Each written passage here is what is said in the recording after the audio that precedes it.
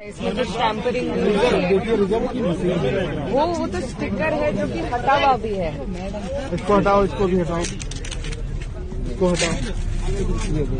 इसकी भी तो अगर रिजर्व है, रिजर्व की भी तो एक प्रोटोकॉल होती है, उसकी ट्रांसपोर्टेशन की एक प्रोटोकॉल होती है।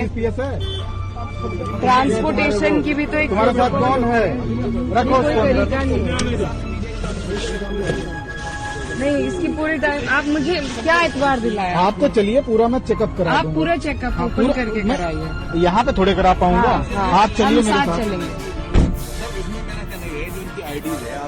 खेड़ा में एक समुदाय विशेष को और जो गरीब अल्पसंख्यक लोग वहाँ रहते हैं उनको वोटिंग नहीं करने दिया जाता और उनको डराया धमकाया जाता है। लेकिन हमारा परिवार और नाहिद हसन का पूरा परिवार पहले भी डुंडूखेड़ा के तमाम लोगों के साथ था, जो गरीब अल्पसंख्यक और गरीब लोग हैं, मजलूम लोग हैं, और आज भी उनके साथ खड़ा है। जो उनके साथ आज हुआ है, आज शासन प्रशासन उसको झुठलाने का काम कर रहा है, लेकिन हमारे तमाम मीडिया के साथी और तमाम जो लोग वहाँ पहुँचे हैं उन लोगों ने सारी तस्वीर देखी है और थाना कांदला के अंदर हमारे भाई कांदला से पहुँचे हैं उनके साथ, डुंडूखेड़ा के लोगों के साथ। उन्होंने उसमें एप्लीकेशन भी दी है और डुंडूखेड़ा में ये लोकतंत्र की फिर एक बार हत्या हुई है।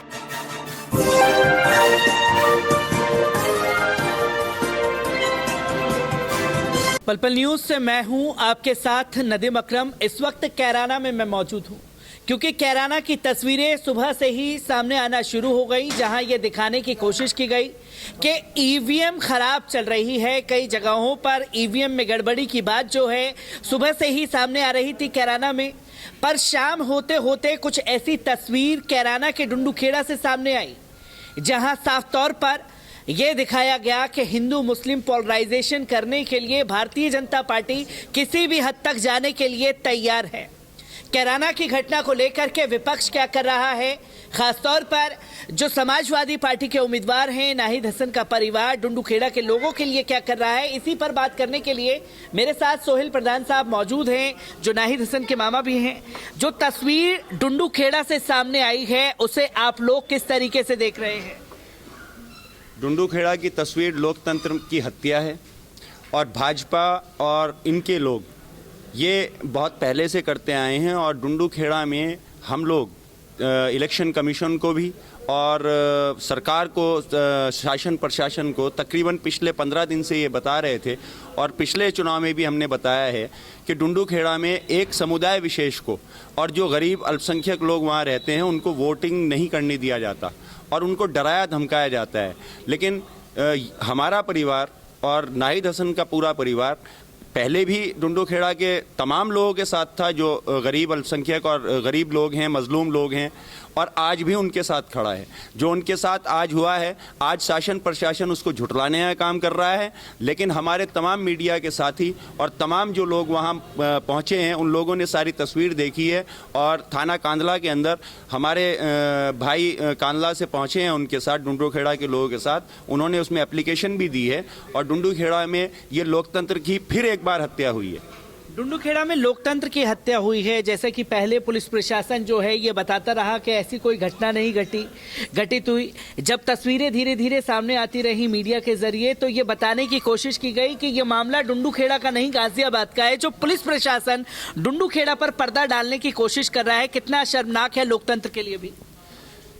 डुंडूखेड़ा की घटना मैंने अभी जैसे आपको बताया कि लोकतंत्र के लिए तो हत्या है ही है, लेकिन इस जो हमारी सरकार पिछले 5 साल से चल रही है और जो जब भी योगी जी डरते हैं और वो पुलिस के पीछे छुप जाते हैं, आज भी पुलिस प्रशासन को झुठलाने का काम पुलिस प्रशासन कर रहा है, जबकि उन लोगों को उस आवाम के साथ रहना चाहिए जिसके लिए पुलिस प्रशासन बना है, लोगों के लिए बना है, लोगों की सुरक्षा के लिए बनाया है, हिंदुस्तान के आवाम के लिए पुलिस बनी है, किसी एक विशेष समुदाय या किसी एक विशेष नेताओं के लिए नहीं।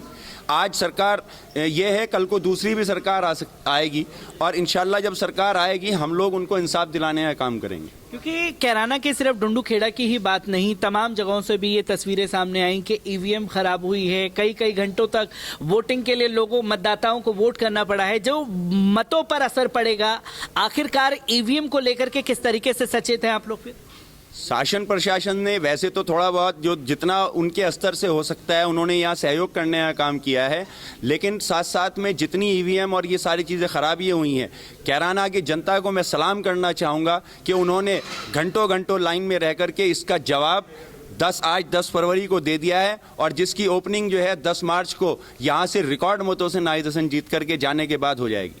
नाहिद हसन जो है रिकॉर्ड मतों से जीतेंगे, क्योंकि कुछ ही दिन पहले हमने देखा था कि देश के गृह मंत्री भी सामने आए, और जब आज डुंडूखेड़ा गए तो एक अलग तरीके की तस्वीर देखने को मिली, जहां मुसलमानों को खासतौर पर धमकी दे रही थी कि अगर कमल को वोट नहीं दिया गया तो चमड़ी उधेड़ दी जाएगी। आखिरकार एक तरफ तो बीजेपी दावा करती है कि हमने माफियाओं को ठिकाने लगा दिया है, तो ये लोग कौन है जो गुंडागर्दी खुले तौर पर कर रहे हैं?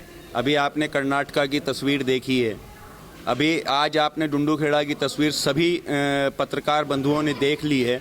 सबका साथ और सबका विकास और सबका विश्वास इनका खोखला नारा है, जो आज भी इस चुनाव का जो पर्व, हमारा लोकतंत्र का जो पर्व है, चुनाव जिसमें आने वाली 5 साल के मुस्तकबिल के बारे में, आने वाले 5 साल के विकास और अच्छाइयों के बारे में लोग वोट करते हैं, उसको डालने का अगर हक भी ये सरकार नहीं दिला पाती तो कहाँ सबका साथ, सबका विकास और सबका विश्वास की बात ये सरकार करती है। योगी जी और मोदी जी के ये खोखले नारे हैं। योगी जी मोदी जी के खोखले नारे हैं, पर साथ ही साथ उत्तर प्रदेश के चुनाव को लेकर के योगी जी का साफ तौर पर कहना है कि गठबंधन में ज्यादा ही गर्मी है, गर्मी शांत करना उन्हें आता है। हमने कई इनके जो माफिया नेता हैं, जिसमें नाहिद हुसैन का उन्होंने जिक्र किया और साथ ही साथ आजम खान का उसमें जिक्र किया गया, किस तरीके से देखते हैं? योगी जी तो गर्मी लाने की बात करके गर्मी है यहाँ। अभी उनको बताया भी था, हमारे जयंत चौधरी जी ने भी बताया था कि जो भाजपा के लोगों पे चर्बी चढ़ी हुई है, ये जनता, और ये जो 58 सीटों पे आज चुनाव हुआ है पश्चिमी उत्तर प्रदेश के अंदर, वो सीटें रिकॉर्ड मतों से हम लोग जीत रहे हैं। तमाम सीटें तकरीबन 58 में से 50 से 55 सीटें गठबंधन जीतने जा रहा है। और योगी जी की गर्मी के बारे में तो इकरा हसन जी ने पहले ही कह दिया है कि योगी जी को अगर सर्दी चाहिए तो उत्तराखंड जहाँ से आए हैं वहीं चले जाएंगे, उत्तराखंड वापस चले जाएंगे। एक आखिरी सवाल भी आपसे लेना चाहूंगा, क्योंकि देश के प्रधानमंत्री ने भी ये बयान दिया कि अगर विपक्ष की सरकार आ गई, गठबंधन की सरकार आ गई, तो बहन बेटियों का रहना जो है दूषित हो जाएगा इस प्रदेश में। अगर हाथरस और उन्नाव को भूल गए हो प्रधानमंत्री, तो मैं इस पे कोई सवाल नहीं कर पाऊंगा। प्रधानमंत्री जी एक कर्नाटका की बेटी ने के ऊपर जो सैकड़ों लोगों ने जय श्री राम के नारे लगा करके उसको चारों तरफ से घेरने का काम किया, प्रधानमंत्री जी ने उस पर एक भी ट्वीट नहीं किया।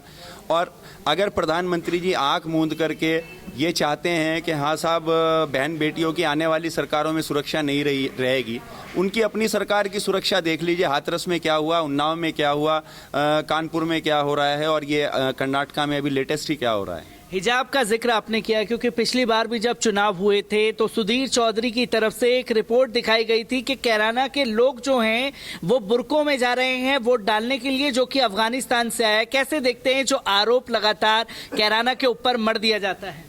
जिन सुधीर चौधरी जी की बात आप कर रहे हैं वो तो गोदी मीडिया है, और गोदी मीडिया का काम है भाजपा को जो है छुपाने का, उसकी हर चीज़ को छुपाने का काम करते हैं।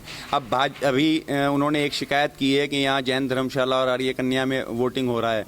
जब एक ही समुदाय विशेष का वोट वहाँ है तो डालने के लिए हमारे दूसरे धर्म के लोग वहाँ कैसे आएंगे? जहाँ उन लोगों के वोट हैं तो हम लोग वहाँ कैसे जाएंगे? और बुर्का हमारा जो है वो मान है, मान सम्मान है।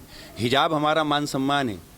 अगर हमारी जो महिलाएं हैं, हमारे घर के जो सब लोग हैं, अगर वो पर्दे में रहना चाहती हैं तो उसमें क्या बुराई है? वो तो अच्छी चीज़ है। डुंडूखेड़ा के लिए किस तरीके की कानूनी लड़ाई लड़ने के लिए आप लोग तैयार हैं? रीपोलिंग की भी बात वहां कही जा रही है, क्या रीपोलिंग करवाने के लिए प्रशासन पर दबाव डालेंगे आप लोग? हम कोशिश तमाम करेंगे, लेकिन डुंडूखेड़ा के एक एक शख्स के साथ जो पीड़ित लोग हैं, हम उनके साथ, ये परिवार पहले भी खड़ा रहा है और आगे भी हम खड़े रहेंगे। अभी चुनाव 6 बजे के करीब, क्योंकि यहाँ अकेले इकरा हसन ही हैं और वो चुनाव में हैं, वो इंशाल्लाह शाम को 6-7 बजे चुनाव ख़त्म होते ही सबसे पहले डुंडूखेड़ा जाने का काम करेंगी और उन परिवारों से मिलने का काम करेंगी। सोहेल प्रधान साहब हमारे साथ मौजूद थे, जिन्होंने खासतौर पर यह ऐलान कर दिया है कि कैराना की जनता के ऊपर जो आरोप लगाए जा रहे थे उसे 10 मार्च को जब वोटों की गिनती खुलेगी जवाब हुकूमत को मिल जाएगा। और डुंडूखेड़ा से जो लोकतंत्र की हत्या करने वाली तस्वीर सामने आई है वो कई सारे सवाल खड़े करती है।